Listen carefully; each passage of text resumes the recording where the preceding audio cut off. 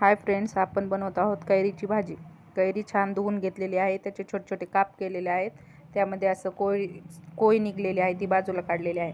आता हळद, लाल तिखट, मीठ, जिरे मोहरी, मेथी, कळंची, थोडी लसण पेस्ट घेतलेली आहे।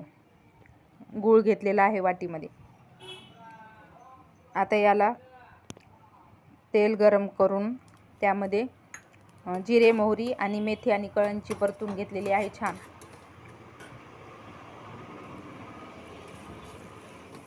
लसणही परतून घेतलेला आहे।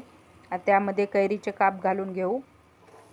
हे थोडेसे मऊ सेलसर झाल्यानंतर यामध्ये हळद, तिखट, मीठ, चवीनुसार मीठ टाकलेलं आहे। याला छान मिक्स करून घेऊ। आता यामध्ये 1 कप पाणी ॲड केलेलं आहे आणि गूळ टाकलेला आहे। आवडलं तर लाईक करा, शेअर करा। धन्यवाद।